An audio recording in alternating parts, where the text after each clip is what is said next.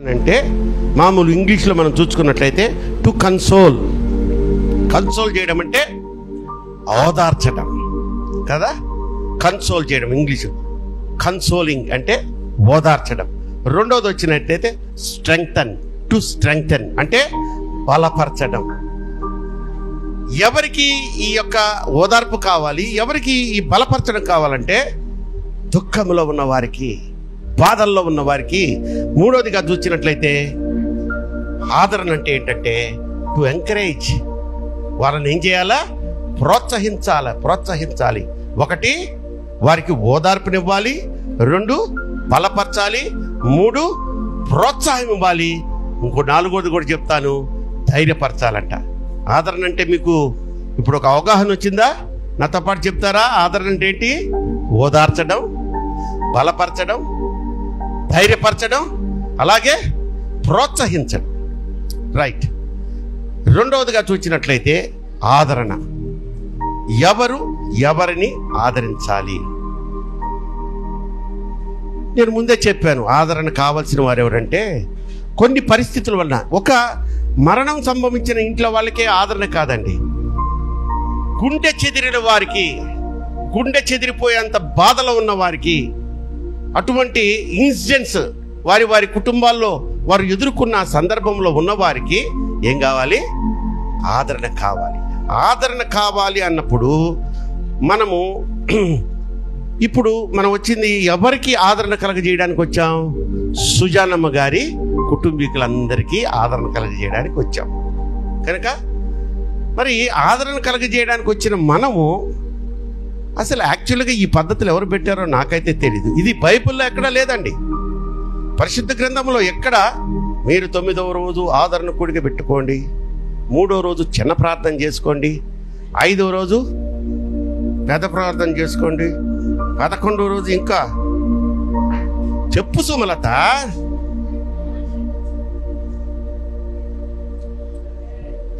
నామకార్థ క్రైస్తవులు పెట్టుకున్న ఆచారాలు, కానీ మనం కాదనలేవు. ఓదార్పు అనేది, ఈ ఆదరణ అనేది అవసరము ఆ నష్టపోయిన కుటుంబానికి. దాన్ని ఒక ఆచారం చేసేసి, ఇప్పుడు మన రెండో పాయింట్ ఏంటి? ఎవరిని ఆదరించాలి, ఆదరణ కలిగజేయాలి. ఎలా ఆదరణ కలిగజేయాలి అది కూడా చెప్తా. ఇప్పుడు చూసినట్లయితే దేవుడు ఈలాగు చేయుట యేసుక్రీస్తునందు దేవుని చిత్తము అంటున్నాడు.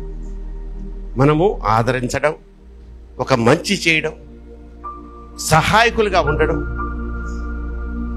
వాళ్ళ కష్టాల్లో కొంచెం పాలు పంచుకోవడం, ఇవన్నీ దేవుని పేరిట చేయాలని తండ్రి అయిన దేవుడు ఇచ్చినటువంటి ఒక ఆజ్ఞ అనుకోవచ్చు. సరే, ఎలా చెయ్యాలి అంటే తెస్సలోనికీయులకు రాసినటువంటి మొదటి పత్రిక, ఇప్పుడు 2 నేర్చుకున్నాం మనం. మొదటిది ఏంటి? ఆదరణ అంటే ఏంటో 4 నిర్వచనాలు మనం నేర్చుకున్నాం. రెండోది అంటే ఎవరు ఓదార్చాలి, ఆదరణ కలిగి చేయాలి, ఆదరణ చూపించాలనేది కూడా నేర్చుకున్నాం. ఎలా చేయాలి ఈ ఆదరణ అనేది అంటే, మొదటి తెస్సలోనికీయులకు రాసినటువంటి పత్రిక 4వ అధ్యాయం 18వ వాక్యము చూస్తున్నట్లయితే 4:18, కాబట్టి మీరు ఈ మాటల చేత ఒకరినొకడు, దేవునికి స్తోత్రం చెప్తారా? హల్లెలూయా. ఈ మాటల చేత, ఏ మాటల చేత? ఎవరి మాటల చేత? ఈ మాటల చేత అన్నాడు. దానికి పైన 13 దగ్గర నుంచి చెప్పాడు, కొన్ని మాటలు చెప్పాడు ఆయన. ఓదార్పు మాటలు, ఆదరణ కలిగించే మాటలు. వాళ్ళు ఆ దశలోనిక సంఘమట ఒక కన్ఫ్యూజన్లో ఉన్నారు. మరణము తర్వాత మా జీవితం ఏంటి, మా బ్రతుకేంటి, ఇంకెంతటితో క్లోజ్ అనుకుంటున్నారు. చాలా మంది ఉంటారు వితండ బాధవులు. లేదు, ఇవన్నీ తిరిగి లేవడం, పునరుద్ధానము, ఇవన్నీ లేవండి. అదొక బ్యాచ్ ఆ రోజుల్లోనే ఉండేది. ఎవరు వాళ్ళు? సద్దూకయ్యులు. వాళ్ళు పునరుద్ధానం నమ్మరు సార్. రాజర్ గారు నమ్మరస్తులు వాళ్ళు. పునరుద్ధానం లేవు, స్వస్థతలు లేవు, పరిశుద్ధాత్మ లేదు, ఏమీ లేదు అంటారా? ఇప్పుడు ఉన్నారుగా మనకు కూడా.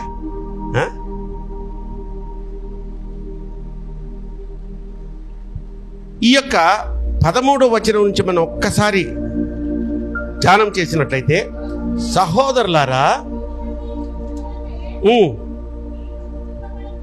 మీరు దుఃఖపడుకుంటూ నిమిత్తము నిద్రించుచున్న వారిని గూర్చి మీకు తెలియకుండా మాకు ఇష్టం లేదు. అదే మీకు తెలియకుండా మీరు కన్ఫ్యూజన్లో ఉన్నారు కదా, ఏమైపోతాము, చనిపోతే ఇంకింతేనా, మా పరిస్థితి ఏంటి, మాకు ఆత్మ ఉంది కదా, ఆ ఆత్మ ఎక్కడికి పోతుంది, ఏమైపోతుంది, అప్పటికి వాళ్ళకి తెలియదు ఇవంతా. ఇప్పటికి కొంతమందికి మనలో తెలియదు. అవహేళన, పునరుద్ధానమా, మళ్ళీ తిరిగి వేస్తారా?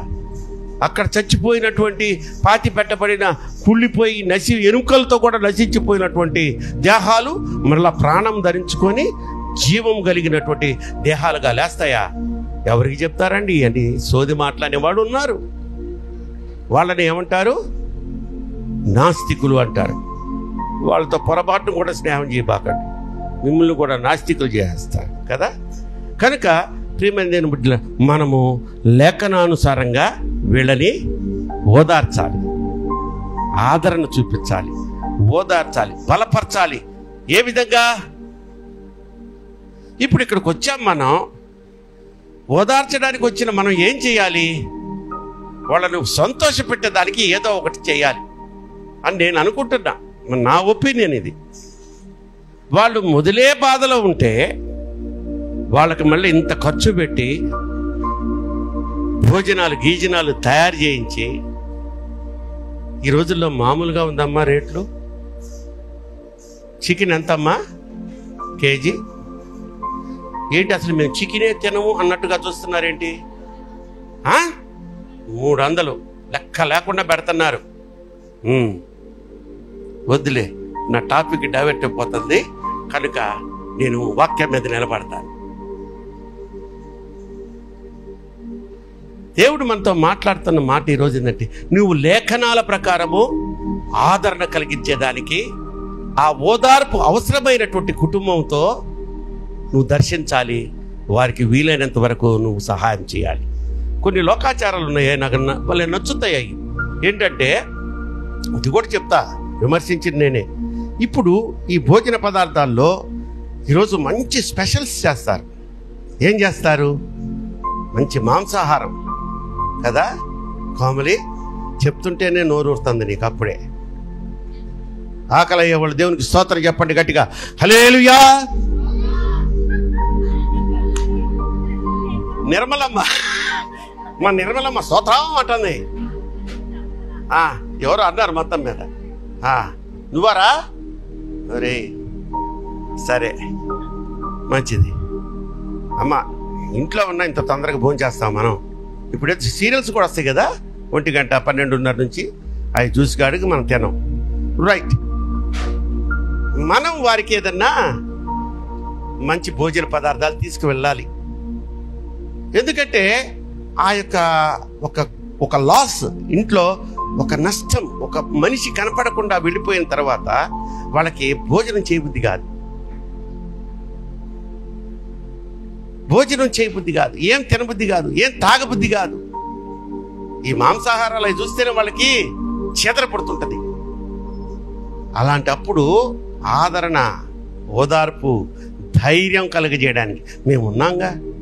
నువ్వు ఇంకెంతకాలం ఇలా ఉంటావు? ఇంకెంతకాలం ఇలాగా ఏడుస్తావు? వచ్చాయి, మామూలుగా వచ్చాయి, ప్రభువు ఉన్నాడు, ఆయన చూసుకుంటాడు అని మనం ఏం చేయాలి? మనకు తోచింది ఏదో ఒకటి, బెండకాయ పచ్చడో, దొండకాయ పచ్చడో. మా సుమలతమ్మ లాంటి వాళ్ళు అయితే ఉప్పు పచ్చడి చేస్తారు. కాదులే, బాగా చేస్తుంది అమ్మ, కాస్త ఉప్పు ఎక్కువ వేస్తుంది అంతే. బీపీ ఉన్నవాడు అక్కడే పోతాడు. నేను చెప్తున్నా కదా, తగ్గించమ్మా రాజేష్ కొంచెం. అందుకే అట్లా అరుస్తుంటాడు రాజేష్, బీపీ రైజ్ అయిపోయి. నెక్స్ట్ ఇంకో మంచి పద్ధతి ఏం తెలుసా? ఎందుకు ఈ పదార్థాలు ఈరోజు చేసి వాళ్ళకి తినిపిస్తారండి? మనం తినేదానికి కాదు, ఎలా మనం తింటాం. వాళ్ళకి తినిపించి దగ్గరుండి మనం వెళ్ళిపోవాలి. ఎందుకంటే ఇంక లోకంలోకి వచ్చేయండి, ఇక ఎంతకాలం నీ పప్పులు ఈ తింటారు, ఎప్పుడే నీకు ఆ మజ్జిగ పోసుకుందా, అసలు అన్నమే మానేస్తున్నావు, నువ్వు ఒక పూట తింటున్నావంట, ఒక పూట తింటలేదంట, పిల్లలు చెప్తున్నారు అని వాళ్ళని ఈ లోకంలోకి మళ్ళీ మనం కలుపుకునే దానికి ఈ కార్యక్రమం. మరి ఈ కార్యక్రమంలో ఇంకోటి కూడా ఉంటుంది, ఓదార్పు బట్టలు అంటే వేస్తారు కొంతమంది. దానికి అన్యులు ఇంకో మాట పెడతారు, కీడు బట్టలు అంట. అలా అనడం నాకు ఇష్టం లేదు. కీడు ఎవరికి కీడు? ఎవరికి కీడు? కీడు అనేదే లేదు, అసలు కీడు అనే మాటే లేదు.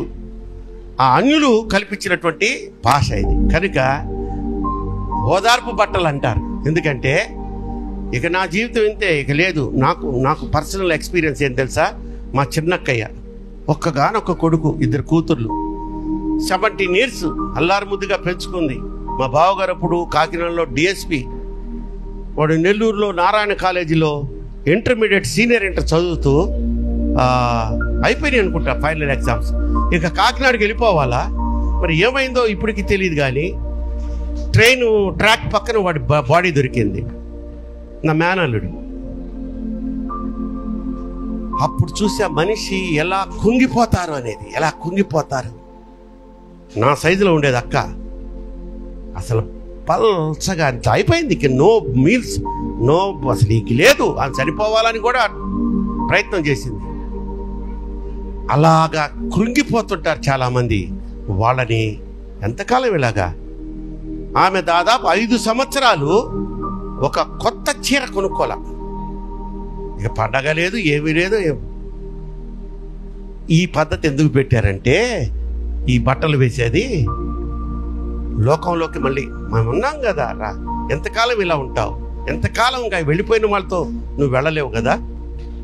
ఇంకోటి, కొంతమంది భయంకరమైన చేష్టలు చేస్తుంటారు. పొరపాటును కూడా మనం చేయకూడదు క్రైస్తవులు. ఏంటది? నువ్వు పోయావు, నేను కూడా పోతాను. ఈ మధ్య ఆడవాడు చచ్చిపోయాడంట, వార్తల్లో చూసాను నేను. ఎవరో సినిమా యాక్టరో డ్రామా యాక్టరో ఎవడో సంథింగ్. అలా ఆత్మహత్య ప్రయత్నాలు అస్సలు చేయకూడదు. ప్రభు ఇచ్చిన ఆత్మ ఇది. మళ్ళా నువ్వు తిరిగి, నరులారా తిరిగి రండని ఆయన పిలుపుని అందుకునే వరకు మనం ఏం చేయాలి? వెయిట్ చేయాలంటే. మనకు ఈ ఆత్మను తీసేసుకునే, ఈ ఆత్మను హత్య చేసే స్వతంత్రత లేదు, అధికారం అంతకంటే లేదు. కనుక ప్రియమైన దేవుని బిడ్డలారా, లేఖనానుసారంగా వారిని మనం ఓదార్చాలి. ఏ విధంగా అంటే, లేఖనంలో ఏం చెప్తున్నాడంటే, ఇక్కడ 14వ వాక్యం చదువుదాం. యేసు మృతి పొంది తిరిగి లేచినని మనము నమ్మిన ఎడల, అదే ప్రకారము యేసునందు నిద్రించిన వారిని దేవుడు ఆయనతో కూడా వెంట పెట్టుకొని వచ్చును. మేము ప్రభు మాటను బట్టి మీతో చెప్పునదేమనగా, ప్రభువు రాకడ వరకు సజీవులమై నిలిచి ఉండు మనము నిద్రించిన వారి కంటే ముందుగా ఆయన సన్నిధికి మనం ఆయన సన్నిధికి చేరమంట. ఆర్భాటముతోను ప్రధాన దూత శబ్దముతోను. చూడండి, దానికి ముందు ఏమన్నాడంటే, ప్రభువు రాకడ వరకు సజీవులమై నిలిచి ఉండు మనము ఆయన యందు నిద్రించిన వారి కంటే ముందుగా. ఇప్పుడు మనకంటే ముందుగా ప్రభువునందు నిద్రించిన వారు ఎవరు? సుధీర్. ముందు వాళ్ళని లేపుతారంట. తీర్పు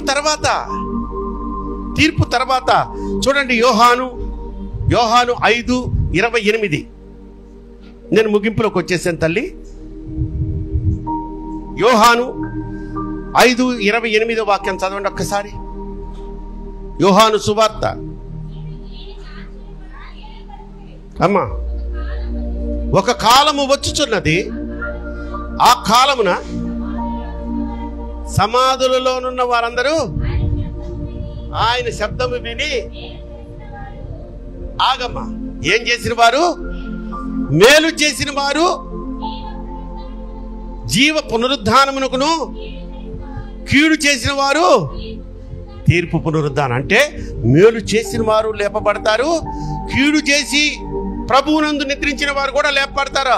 అంతేగాని ఇక వీడా దొంగ అండి, వాడు నరహంతకుడు అండి, వీడికి లేదు పునరుద్ధానం లేదు, వాడికి అసలు లేపబడ్డం అంటూ లేదన్న మాట లేకుండా మేలు చేసిన వాడు లేపబడతాడు, కీడు చేసిన వాడు కూడా లేపబడ్డం అనేది ఖచ్చితం. నమ్మితే గట్టిగా చప్పట్లు కొట్టి దేవుని మహింపరచుకుంటా. మన క్రైస్తవ విశ్వాసమే పునరుద్ధానం, మన క్రైస్తవ్యమే పునరుద్ధానం మీద ఆధారపడుద్ది. లాజరు కూడా చనిపోయినప్పుడు అక్కడికి వెళ్ళినప్పుడు ఏమంటాడు ఆయన? ఆమె ఏమంటది? నా తమ్ముడు నువ్వు కొంచెం ముందుగా వచ్చినట్లయితే యేసయ్యా బ్రతికుండేవాడు, మరణించుండేవాడు కదంటే, పిచ్చిదానా ఎక్కడ మరణించాడు? నిద్రించుతున్నాడు అంటది. అంతే కదా. వాళ్ళ శిష్యులతో కూడా అంటాడు. 11:11 చూడండి ఒకసారి, యోహాను 11:11. మీకు వాక్య రూపంగా చూపిస్తే ఇంకా మీ విశ్వాసం బలపడుద్ది. అమ్మా ఒక్క నిమిషం చదవండి అమ్మ, ఒక్కరు చదవండి. ఆయన చెప్తుండగా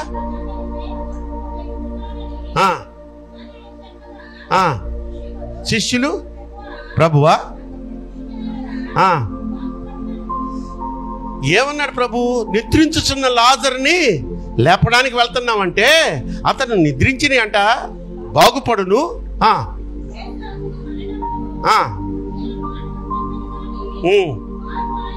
వీళ్ళేమనుకుంటున్నారు?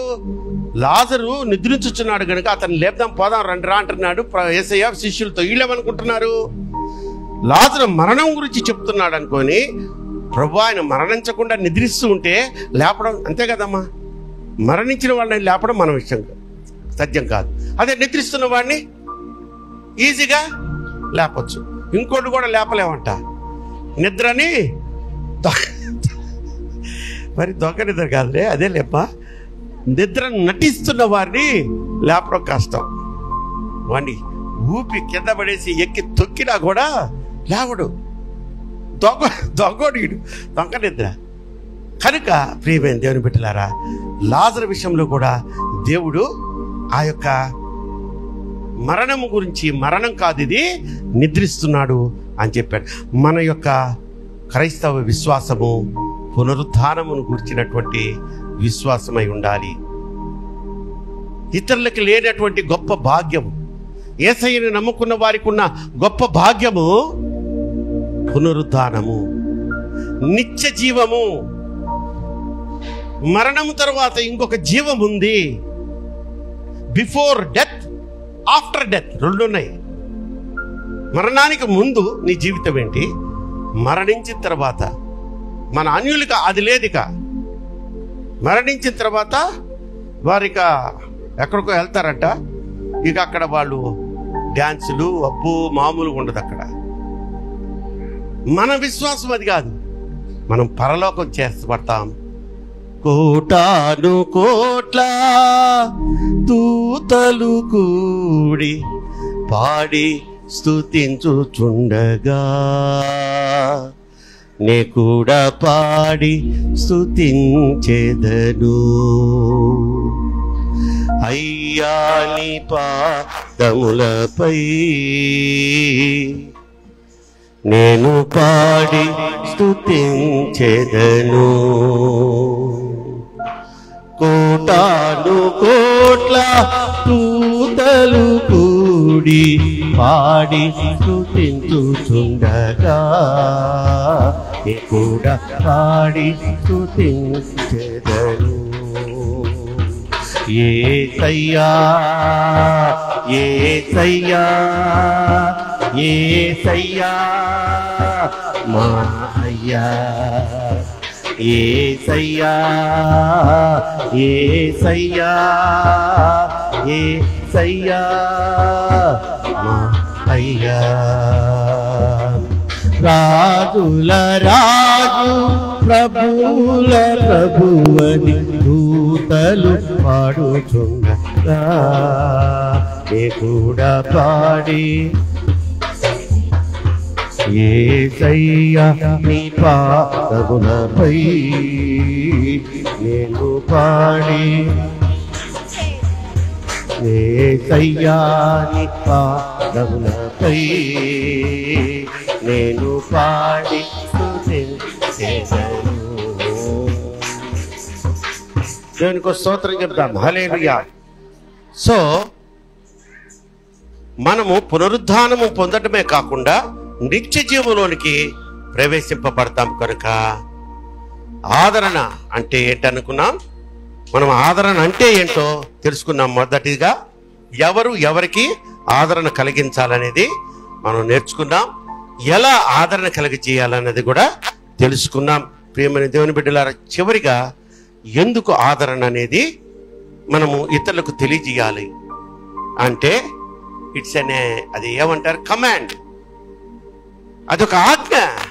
అదే మనం ఇప్పుడు చూసాం కదా. 18వ వాక్యం చదవండి.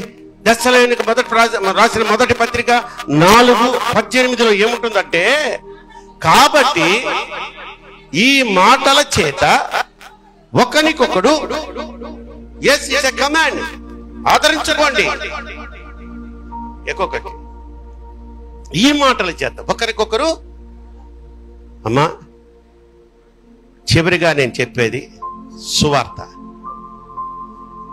మన కోసం, మన పాప శాప విమోచన కోసం దేవాది దేవుడు యేసయ్య రూపంలో కన్యక అయిన తల్లి గర్భంలో జన్మించి ఆయన 30 సంవత్సరాలు ఈ లోక బాధ్యతలు తీర్చుకొని 30 సంవత్సరములు సువార్త ప్రకటించే వయసు వచ్చింది ఆయనకి. 30 సంవత్సరాల లోపల సువార్త ప్రకటించకూడదు ఆ రోజుల్లో ఉన్న రూల్స్ ప్రకారం. ఆ సువార్త ప్రకటించే వయసు రాగానే, 30 సంవత్సరాలు రాగానే మొట్టమొదటిగా ఆయన చేసిన పని ఏంటంటే, బిఫోర్ గాస్పల్ ఆయన ఏం చేశాడు చెప్పాలి?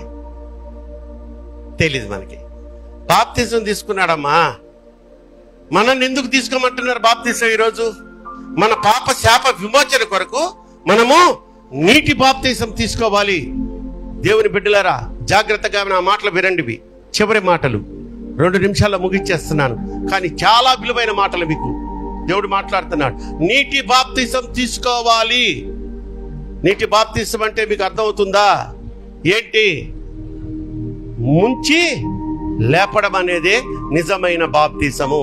ఎందుకు? నువ్వు ఎలా చెప్పగలవు పాస్టర్ అని మీరు నన్ను అడిగారనుకో, నా యేసయ్య చూపించాడు మాదిరి.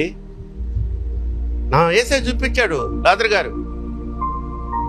గారు చెప్పండి, చిలకరింపు తీసుకున్నాడు ఆయన?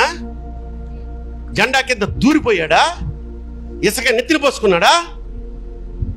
అవి బాప్తిసాలు అవి. మరి ఎందుకు మీరు అలాంటివి తీసుకుంటున్నారు? అలాంటి బాప్తిసాలు తీసుకొని నేను బాప్తిసం పొందాను, ప్రభు బల్లలో చేయబెడుతున్నాను అనుకున్న వారందరూ క్రైస్తవులు కాదు. పోతాం మనం అందరం ఒకసారి నరకానికే. అక్కడ పోయిన తర్వాత ఇక పోతుంటాం మనం. ఎక్కడికి? పరలోకానికి. ఆగు అంటాడు అక్కడ. పేతురు గారు ఉంటారు కదా, తాళం పెట్టుకుని, ఏంట్రా భలే హుషారుగా వస్తున్నావు అబ్బాయి, ఎక్కడికి అంటే, నీకు బాప్తిసం ఏంటి? ఏం మాట్లాడుతున్నావు పేతురు? బాప్తిసం అసలు నేను యంగ్ ఏజ్ లోనే తీసుకున్నా. ఎక్కడా?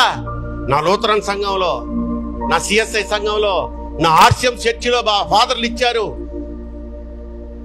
ఏం బాప్తిసం తీసుకున్నావు నానా? వాళ్ళు ఇచ్చారు, తీసుకున్నా. ఏం తీసుకున్నావు? ఆ నెత్తి మీద 3 సార్లు చిలకరించి తండ్రి కుమార పరిశుద్ధాత్మ బాప్తిసం పో అన్నాడు. నేను కూడా మీలాంటి బ్యాచ్ కోసం స్థలం ఉంది, పో అక్కడికి అంటాడు. ఏంటది? నరకం. జాగ్రత్త. ఇప్పటికైనా సజీవులుగా బతికున్న మనం తప్పుడు బోధలు విని నిన్ను పరలోకం తీసుకెళ్లేది దేవుని మాటలు, నీ సంఘ సిద్ధాంతము, నీ సంఘ పాస్టర్లు కాదు. దేవుడు ఏం చెప్పాడమ్మా?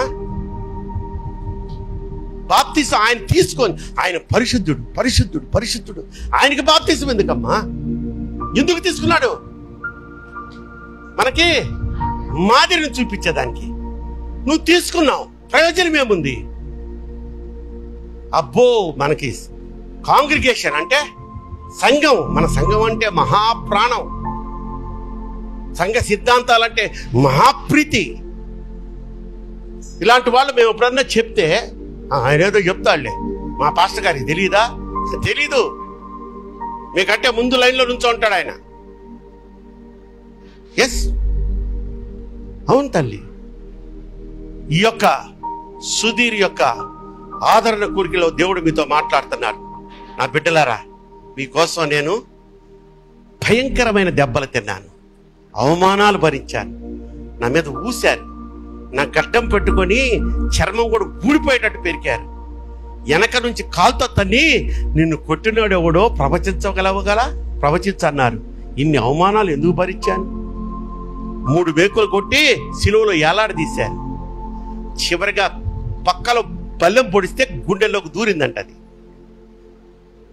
చివరిగా నా ప్రాణం ఎందుకు ఇచ్చారు? నా బిడ్డలారా, మీరు మీ పిచ్చి పిచ్చి చేష్టల వల్ల ఆ పరలోకాన్ని పోగొట్టుకుంటున్నారు కనుక, అందుకనే నిజమైన సువార్త చెప్పడానికి నేను వచ్చాను, మీకోసం బలియాగమైపోయాను.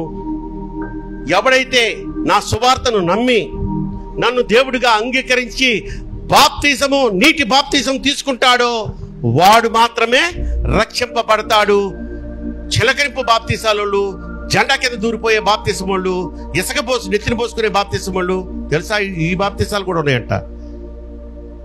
ఇసుక ఏంటంటే మాకు నీళ్లు లేవని ఎడారిలో ఉండేవాళ్ళు ఉంటారు కదా, గల్ఫ్ కంట్రీస్లో వాళ్ళు బకెట్తో తీసుకెళ్ళి ఇసుక పసక్కర పోస్తున్నారట. ఏంటమ్మా ఇది? ఒకసారి ఆలోచన చేయండి. బకెట్ నీళ్లు దొరకవు వాళ్ళకి. మనిషి స్వార్థం కోసం రకరకాల సంఘాలను ఏర్పాటు చేసుకోవడం నాదొక సిద్ధాంతం. నా బిడ్డలందరూ వైట్ డ్రెస్ చేసుకోండి, మెడకి బ్లూ కాలర్లు పెట్టుకోండి. ఇంకొకడు గడ్డం తీసుకోండి, మీసాలు తీయొద్దు. ఇంకొకడు మీసాలు తీసేయండి. ఇవన్నీ లోక ఆచారాలు, నేను పెట్టిన పద్ధతులు. మిమ్మల్ని పరలోకం ఎప్పటికీ చేర్చవయి. పరలోకం చేర్చేది మనల్ని ఇదిగో ఈ పరిశుద్ధ గ్రంథం. చివరిగా ఒక ప్రశ్న వేస్తాను. మొదట్లో ఏం ప్రశ్న వేశాను? ఎంతమంది ఈ ఆరాధనకు వస్తూ బైబిల్ తెచ్చారు? ఇప్పుడు కొంచెం ఎక్కువ మంది కనిపిస్తున్నారు. మళ్ళీ ఒకసారి అడుగుతున్నా, మీలో ఎంతమంది బైబిల్ తీసుకొని ఈ ఆరాధనకు వచ్చారో చెప్పగలరా? తెచ్చిన వాళ్ళు చేతులు ఎత్తండి.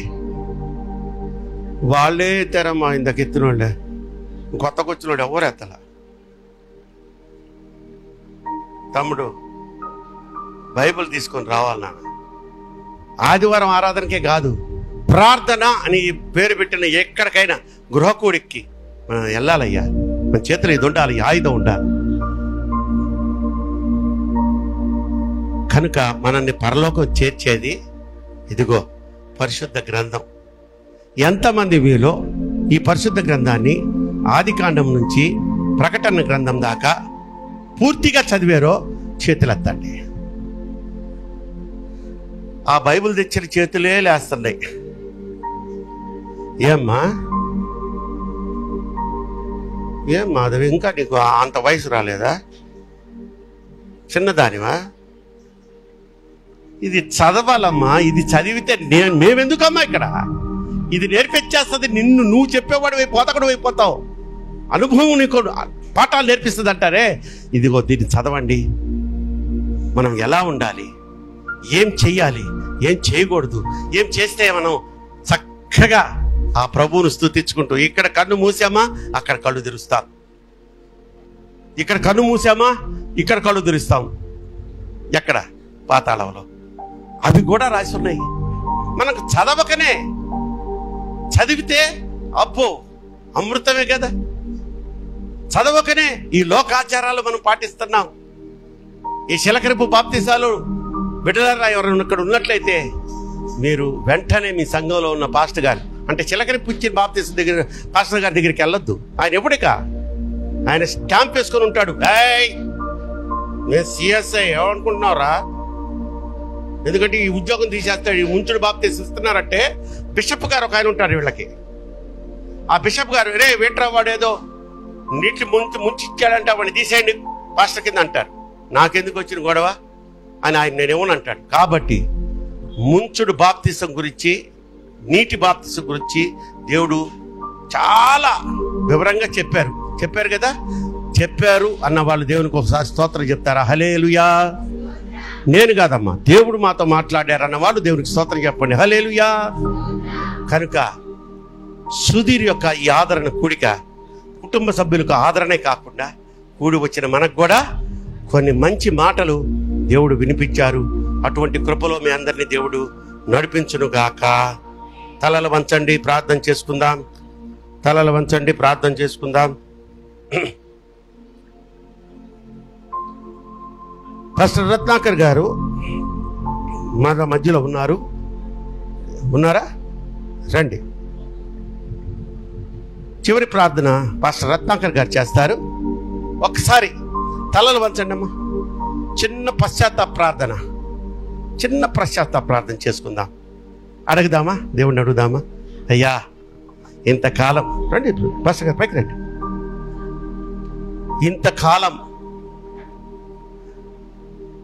క్రైస్తవం అంటే ఏంటో తెలియక, బాప్తిజంలో ఉన్నటువంటి ఆ విలువ మాకు తెలియక నేను నిర్లక్ష్యం చేశాను.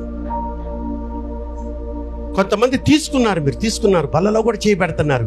కానీ ఉపయోగం లేనటువంటి ఆ చిలకరింపు బాప్తిజం, సంఘ సిద్ధాంతాలకు లోపడిపోయినటువంటి క్రైస్తవ జీవితం. నువ్వు ఎవరికి లోపడాలమ్మా? నేను ఎవరికి లోపడాలి? క్రీస్తుకు లోపడాలి. కనుక ఇప్పుడు వచ్చిన మీకు దేవుడు అటువంటి పశ్చాత్తాపంతో కూడిన మనసును అనుగ్రహించును గాక. చిలకరింపు బాప్తీసాలు, చల్లని బాప్తీసాలు తీసుకున్న మీలో ఒక ఉజ్జీవం ఈరోజే రగిలి మీరందరూ అతి త్వరలో, అంటే ఎప్పుడు మనకి పిలుపు వస్తుందో తెలియదు, ఇంకో గంట తర్వాత నేనుంటానని నాకు తెలియదు, రేపు ఉంటానో నాకు తెలియదు. కనుక యాజ్ సూన్ యాజ్ పాసిబుల్ మీరు నీటి బాప్తీసం తీసుకోండి. నేను ఇచ్చాను చాలా మందికి అలాగా. చిలకరింపు బాప్తీసం తీసుకున్నారు వాళ్ళు ఉన్నారు. నా సొంత స్వజనులే. మా అన్నయ్యకి ఇచ్చాను, నా సొంత అన్నయ్యకి ఇచ్చాను, నా అక్కకి ఇచ్చాను, నా మేనగోడలకి ఇచ్చాను. వీళ్ళంతా బాప్తీసాలు లేనోళ్ళు కాదు, చిలకరింపు బాప్తీసం తీసుకున్న వాళ్ళు. ఇదిగో ఈ మాటలు విన్నారు, వాళ్ళలో పశ్చాత్తాపం వచ్చింది. నిజమే కదా, యేసయ్యే ముంచుడు బాప్తీసం చూసుకుంటే నేను చిలకరింపు బాప్తీసం తీసుకొని అదే బాప్తీసం కొన్ని ఇంతకాలం మోసపోయాను అని మీలో పశ్చాత్తాపము కలిగినట్లయితే ఈ కూడికను ముగించుకొని మీరు మీ గృహాలకు చేరిన తర్వాత ఒక్కసారి మరలా మోకరించిన లేని వారు చక్కగా కూర్చొనైనా ప్రభువుని అడగండి. ప్రభువా, మీరు మాతో మాట్లాడిన మాటలు మేము విన్నామయ్యా, నిజమేనా నాయన? ఇంతకాలం నేను ఒక భ్రమలో ఉన్నాను. 50 సంవత్సరాలు, 60, 70 సంవత్సరాలు వచ్చేసాయి, 80 సంవత్సరాలు వచ్చేసాయి. బాప్తిసం విలువ కూడా తెలియకుండా నేను బతికేశాను. క్రైస్తవుని చెప్పుకుంటున్నాను, నన్ను క్షమించమని ఈ క్షణంలో ఒక్క ముక్కను అడిగినట్లయితే నువ్వు చేసిన తప్పిదానికి పాప క్షమాపణ నువ్వు పొందుకుందువుగాక. ప్రార్థన చేసుకుందాం. రత్నాకర్ గారు ప్రార్థన చేస్తారు. పాస్టర్ ప్రార్థన చేసుకుందామండి. దయచేసి అందరం కూడా కళ్ళు మూసుకొని 2 చేతుల పైకెత్తి ప్రార్థన చేసుకుందాం. తండ్రి, మీ ఘనమైన నామాన్ని బట్టి వందనాలు, స్తోత్రాలు చెల్లిస్తున్నాం. ఈ ఉదయకాల సమయంలో దైవ దోసల్ని మీ సిలువ చాటు మరుగుపరిచి, అయ్యా ప్రభా ప్రకాష్ గారిని మీ సిలువ చాటు మరుగుపరిచి మీరు మాతో మాట్లాడినందుకు వందనాలు చెల్లిస్తున్నాం. నిజమే తండ్రి, అనేక చోట్ల స్వార్థ వినవచ్చు ప్రభా, విని ఒకవేళ వదిలేసిన వారు అయ్యా ప్రభు ఉన్నారేమో, కానీ ఈరోజు సూటిగా స్పష్టంగా అందరితో మీరు మాట్లాడినందుకు వందనాలు చెల్లిస్తున్నాం. నిజమే అయ్యా, పరిశుద్ధాత్ముడా మీకు స్తోత్రాలు. మీరు ఆదరణకర్తగా ఉండి అయ్యా మీరు ఒకరినొకరు ఆదరించుకోండి అన్నారు. మీరు అయ్యా తండ్రి ఆదరణకర్త, మీ ఆదరణ మాకు ఇచ్చినందుకు వందనాలు ప్రభా. ఏ సందర్భంలో ఆదరించుకోవాలి, ఎలా ఉండాలి, ఎలా స్నేహభావం కలిగి ఉండాలి ప్రభా, ప్రతి విషయం మీరు మాతో సూటిగా మాట్లాడి నేర్పించినందుకు వందనాలు చెల్లిస్తున్నాం. అదేవిధంగా ప్రభా, ప్రత్యేకంగా అయ్యా నీటి బాప్తిసం గురించి మీరు మాతో మాట్లాడారు. నిజమే, మీరు పరిశుద్ధుడు, మీరు గొప్ప దేవుడు అయ్యా. నిజంగా ప్రభా మీరు బాప్తించుకునే అవసరం లేదు, కానీ మీరు నీటిలో ప్రభా మునిగి అయ్యా ఇదిగోండి ప్రభా యోర్దాను నదిలో మీరు బాప్తిజం తీసుకొని మాదిరికరంగా ఇలా చేయండి అని చెప్పారు. ప్రభా మీకు మాదిరిగా మేము నడుచుకోవడం సహాయం చేయండి ప్రభా. మాకున్న ప్రభా ఏమైతే ప్రభా పారామీటర్స్ ఉన్నాయో, సెగ్మెంట్స్ అవన్నీ వదిలేసి ప్రభా మీలో అంటుకట్టబడే కృపను దయచేయండి, మీలో నాటబడే కృపను దయచేయండి ప్రభా. ఎంతమంది అయితే ప్రభా అయ్యా మీ రక్తంలో కడగబడలేదో ఈ రోజు తీర్మానం తీసుకుంటా సహాయం చేయండి. ఇక రాబోయే రోజులు అయినా కూడా యేసయ్యలాగా మారాలి, యేసయ్యలా నీటి బాప్తిజం తీసుకోవాలని ప్రతి ఒక్కరు అటువంటి ప్రభు ఆశ కలిగి జీవించడానికి సహాయం చేయండి. నీటి బాప్తిసం తీసుకున్న ప్రతి ఒక్కరు కూడా అయ్యా మీకు ప్రభువా అయ్యా మీ వల్లే మాదిరికరంగా మారడానికి సహాయం చేయండి. ప్రభువా మీకు స్తోత్రాలు. మీ తలంపులే మీ ఆలోచనలు కలిగి ఉంటా సహాయం చేయండి. అదేవిధంగా ప్రత్యేకంగా ప్రభువా అయ్యా సుజన కుటుంబం మీకు స్తోత్రాలు చెల్లిస్తున్నాం. వారి కుటుంబాన్ని మీరు ఆదరిస్తున్నందుకు వందనాలు. ప్రభు కూడి వచ్చిన ప్రతి ఒక్కరు ఆదరిస్తుండగా వారి ద్వారా అయ్యా తండ్రి వీరితో అయ్యా మీరు మాట్లాడమని ధైర్యపరచుకుని ప్రభు ప్రార్థన చేస్తున్నాం. తన భార్యను ప్రభా సుదీర్ఘించిన భార్యను బిడ్డల్ని, అదేవిధంగా ప్రభు సుజానకైన ప్రభా సుదీర్ఘించిన అన్నదమ్ములు ప్రభా ప్రతి ఒక్కరిని బంధుమిత్రులందరినీ ప్రభా మీరు ధైర్యపరిచి అద్భుతం చేయమని మేలు చేయమని ఇదిగోండి కూడికి అంతట్లో మీరు తోడు నడిపించేందుకు వందనాలు. ప్రభువా కృప చూపించమని యేసు క్రీస్తు వారి శ్రేష్ఠమైన నామములో అడిగి వేడుకొంచున్నాం తండ్రి, ఆమేన్. ప్రార్థించినటువంటి రత్నాకర్ గారికి కుటుంబ పక్షంగా సంఘపక్షంగా వందనాలు తెలియజేసుకుంటున్నాను. మరి మీరు తర్వాత ఏర్పాటు చేసుకుంటారా, లేకపోతే ఇప్పుడే ఆ ఓదార్పు వస్త్రాలు ఉంటాయి కదా, నూతన వస్త్రాలు, అవి ఏదైనా మీరు ధరించుకునే బహుకరించుకునే వాళ్ళు ఎవరైనా సిద్ధపడి వచ్చిన వాళ్ళు ఉంటే మీరు తీసుకొని వచ్చి ఆ కార్యక్రమం ముగించుకున్న తర్వాత ఇక భోజన కార్యక్రమం ఉంటుంది. లేదు మేము తర్వాత చూసుకుంటామంటే అది మీ ఇష్టం, మీ ఇష్టానికే వదిలేసాను నేను. అమ్మా చెప్పు. ఓకే, పరలోక ప్రార్థన చేసుకుందాం.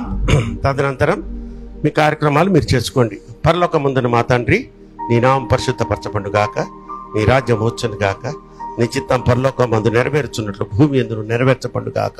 మా దిన ఆహారం నేడు మాకు దాయిచ్చేము. మా ఇళ్ళ ప్రార్థన చేసిన వారిని మేము క్షమించిన ప్రకారం మా ప్రార్థన క్షమించము. శోధనలోకి తేక దుష్టుని తప్పించము. రాజ్యము శక్తి మహిమ నిరంతరము నీవే అయ్యున్నావు మా పరమ తండ్రి, ఆమేన్. మన పరమ తండ్రి అయినటువంటి దేవుని ప్రేమయు, మన ప్రభువును ప్రియరక్షకుడైన యేసుక్రీస్తు వారి కృపయు, పరిశుద్ధాత్మ దేవుని అన్యోన్య సహవాసము ఇదిగో ఈ యొక్క ఆదరణ కూడి వచ్చిన ప్రతి బిడ్డకును, ముఖ్యంగా తమ కుమారుణ్ణి అలాగే సహోదరుణ్ణి రక్త సంబంధికుడిని స్నేహితుడిని కోల్పోయిన ప్రతి వ్యక్తికి సకల పరిశుద్ధులకు సదాకాలము తోడయుండునుగాక. ఆశీర్వాదంబుల్ మా మీద వర్షింపచేయు మీసా, ఆశతో నమ్మియున్నాము నీ సత్య వాగ్దాతము. ఈ మాయి మీద కృమ్మరించుము దేవా, క్రమ్మర ప్రేమ వర్షంబు కృమ్మరించుము దేవా, ఆమేన్. ఆమేన్. దేవుడు మీకు తోడై ఉండును గాక. ఆమేన్.